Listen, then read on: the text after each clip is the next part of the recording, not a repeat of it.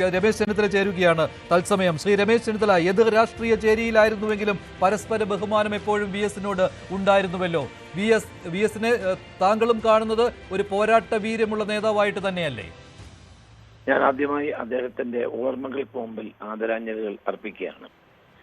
ഞാൻ 8 വയസ്സുള്ളപ്പോഴാണ് ആദ്യമായി ഞാൻ വി എസിനെ കാണുന്നത്. എന്റെ നാട് വീട്ടിൽ ചെന്നിത്തലയ്ക്ക് അടുത്ത് കുത്തുളപ്പടി എന്ന് പറയുന്ന ഒരു സ്ഥലത്ത് അദ്ദേഹം ഒരു പൊതുയോഗത്തിൽ വന്ന് സംസാരിച്ചതാണ്. ആ സംസാരം ഞാൻ അന്ന് അതുവഴി നടന്നു പോകുമ്പോഴാണ് അവിടെ പൊതുയോഗം നടക്കുന്നത്.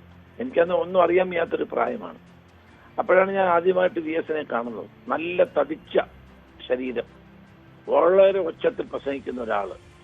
അപ്പോഴാണ് അവിടെ നിന്ന് ഒരാൾ എന്നോട് പറയുന്നത് വി എസ് അച്യുതാനന്ദൻ. അപ്പൊ എനിക്ക് രാഷ്ട്രീയമോ അന്നൊന്നും അറിയത്തില്ലല്ലോ. പക്ഷെ ആ പ്രസംഗം കുറെ നേരം ഞാൻ കേട്ടിരുന്നു. പിന്നീട് ഞാൻ അദ്ദേഹത്തെ കണ്ടപ്പോൾ, വലുതായപ്പോൾ ഞാൻ അദ്ദേഹത്തോട് പറഞ്ഞു, ഞാനിങ്ങനെ ആദ്യം കണ്ട കാര്യമൊക്കെ പറഞ്ഞു. അപ്പൊ അദ്ദേഹം എന്നോട് സമ്മതിച്ചു, എനിക്ക് ഭയങ്കര തടിയായിരുന്നു ആ കാലത്ത്, പിന്നെ ഞാൻ തടി കുറച്ചതാണെന്ന് പറഞ്ഞു. മാത്രമല്ല, ഞങ്ങൾ തമ്മിൽ പലപ്പോഴും ഒറ്റയ്ക്ക് കാണുമ്പോൾ ഞാൻ അദ്ദേഹത്തിന്റെ സമരങ്ങളെ പറ്റി ചോദിക്കുമായിരുന്നു. പുന്നപ്രവേല സമരത്തെ പറ്റി എന്നോട് വളരെ വിശദമായി അദ്ദേഹം പറഞ്ഞിട്ടുണ്ട്. അദ്ദേഹം ഒളിവിൽ പോയത്, പൂഞ്ഞാറിൽ ഒളിവിലിരുന്നതിനെ പറ്റി എന്നോട് പറഞ്ഞിട്ടുണ്ട്. സമീപകാലത്തുണ്ടായിട്ടുള്ള എല്ലാ കാര്യങ്ങളെ സംബന്ധിച്ചും ചോദിച്ചാൽ അദ്ദേഹം എല്ലാം പറയുമായിരുന്നു. അങ്ങനെ റെയിൽവേ സ്റ്റേഷനിൽ വെച്ച്, ഫ്ലൈറ്റിൽ വെച്ച് ഒക്കെ ഒത്തിരി കാര്യങ്ങൾ ഞാൻ അദ്ദേഹത്തോട് ചോദിച്ചിട്ട്, എന്താണ് ഈ നീട്ടിയും കുറുക്കിയും ഒക്കെ സംസാരിക്കുന്നതെന്ന്. അദ്ദേഹം പറഞ്ഞു, പണ്ട് മൈക്കൊന്നും ഇല്ലാത്ത കാലത്ത് കുട്ടനാട്ടിൽ പ്രവർത്തകരെ സംഘടിപ്പിക്കാൻ പോകുമ്പോൾ അവരെ അട്രാക്ട് ചെയ്യാൻ വേണ്ടിയിട്ടാണ് ഇങ്ങനെ പറയുന്നത്. അപ്പൊ ഒരു നല്ല മനുഷ്യൻ, ഒരു പച്ചയായ മനുഷ്യൻ. അദ്ദേഹത്തിന് എന്നെ വലിയ ഇഷ്ടമായിരുന്നു. അതുകൊണ്ട് ഞങ്ങളുടെ വ്യത്യസ്ത രാഷ്ട്രീയ പാർട്ടിയിലാണെങ്കിലും എന്നെ വലിയ ഇഷ്ടമായിരുന്നു. എന്നോട് എപ്പോഴും കാര്യങ്ങൾ കുശലം പറയുമായിരുന്നു. സാധാരണ ആരോടും അങ്ങനെ സംസാരിക്കാത്ത ഒരാളാണ്. പക്ഷെ എന്നെ കണ്ട് കുശലം പറയുമായിരുന്നു, വീട്ടിലെ കാര്യം ചോദിക്കുമായിരുന്നു. അങ്ങനെ കാര്യങ്ങളൊക്കെ പരസ്പരം ഞങ്ങൾ സംസാരിക്കുമായിരുന്നു.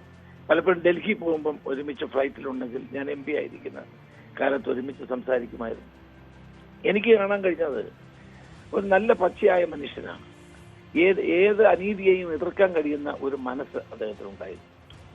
നമ്മുടെ നാട്ടിൽ സാധാരണ രാഷ്ട്രീയക്കാരെ കാണുന്ന പോലെ അല്ല അച്യുതാനന്ദനെ ഞാൻ കണ്ടിട്ടുള്ളത്. അതായത് പറയുന്ന കാര്യങ്ങളോട് നീതി പുലർത്താൻ കഴിയുന്ന നല്ല ഒരു നേതാവ്.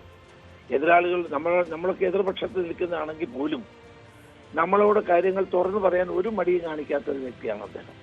ഞാൻ പ്രതിപക്ഷ നേതാവായിരുന്ന സന്ദർഭത്തിലും, ഞാൻ ആഭ്യന്തരമന്ത്രിയായിരുന്ന കാലത്തും, KPC പ്രസിഡന്റ് ആയിരുന്ന കാലത്തുമൊക്കെ ഇത്തരം നിരവധി സംഭവങ്ങൾ ഞങ്ങൾ തമ്മിൽ സംസാരിക്കുകയും ചില കാര്യങ്ങൾ വിയോജിപ്പ് പ്രകടിപ്പിക്കുകയൊക്കെ ചെയ്തിട്ടുണ്ട്.